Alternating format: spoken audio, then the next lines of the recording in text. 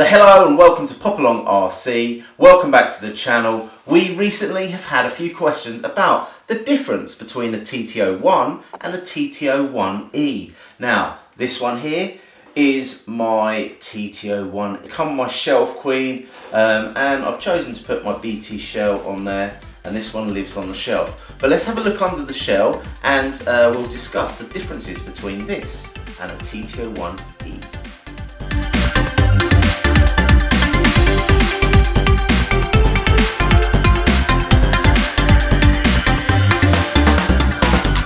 So if you haven't seen it already, Mark has got a video out there which shows you how to set up your TT01E for indoor racing and also outdoor racing. He talks about the differences.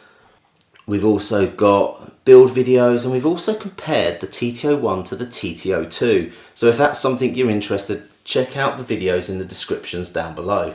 Here they are. On the left we have a TT01 original, and on the right we have a TT01E. So the original TT01 was released way back in 2003. So obviously electronics has evolved quite a lot, and as you can see here we've got a CPR01 speed control receiver combo with a servo underneath. Still fully working. This was a restoration project that I did last year, and I'm really pleased to say that it does still work, and I've even got some radio gear so I can run it off these crystals. So first of all, quite clearly you can see that there are some obvious differences. So this car here does not have a top deck, whereas this one over here does have a top deck. So both these cars come with a plastic bushing, so you will need to upgrade when you buy one of these cars to get the ball bearings. So the TT01E, the E standing for enhanced, is basically the standard car with some upgrades. Another upgrade that came with this car, if we have a look here, we have got a motor mount, which I tend not to use, but it's there just to protect your fingers from the hot motors. Because I'm racing, I tend not to use those upgrades. So the top deck is obviously the most obvious to look at, the most obvious upgrade. Then there are a few upgrades that maybe aren't as easy to notice. So as you can see from these two sprues here, they are clearly made from slightly different plastics. So this is the slightly harder polycarbonate, which is the upgraded parts. So we've got the suspension mount, which is here. The steering system in this car has been upgraded. I mean, this one here, to look at, it doesn't look that much different. But if we take a look at this sprue here, we can see that we've got these links here and this link here, which is basically what makes up the steering acumen on the car, and that has made this car a lot better handling.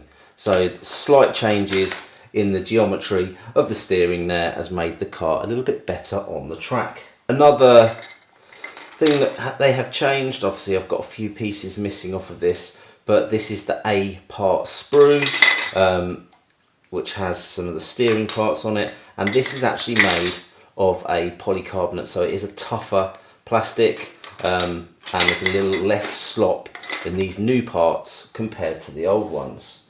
So both of these cars are great beginner cars. The new TT01E has got quite a few hop-ups that you can get for it. Some of the hop-ups I've already installed. Here we have the oil-filled shocks. We'll also have an alley drive shaft in the middle there. I've got a heat sink and fan instead of using this plastic heat cover there. Obviously, if you're wondering what this is here, this is the transponder. Both cars can run off of these nickel batteries. However, I've been running this car off of lipos. Now, you do have to make sure you've got batteries this shape to fit in, due to the fact that you've got some ridges in here So we've got ridges in here that hold the rounded batteries in place. So if you want to use the square lipos, you will need to cut those out. So obviously both of these cars come with the radial tyres. This one, as I said before, is my race car, so therefore that is fitted with race slicks. Again, looking from the front here, you can see that the mount for the bumper is slightly different shape and design. Other than that, there's not a lot different between these two cars. I've probably missed something, and there's probably somebody out there that knows more than me who, if they have got more information, I'm sure they'll be happy to share it in the comments down below. So there you go. So if you've got any more questions about the TT01s, do pop them in the comments down below and we will do our best to answer them.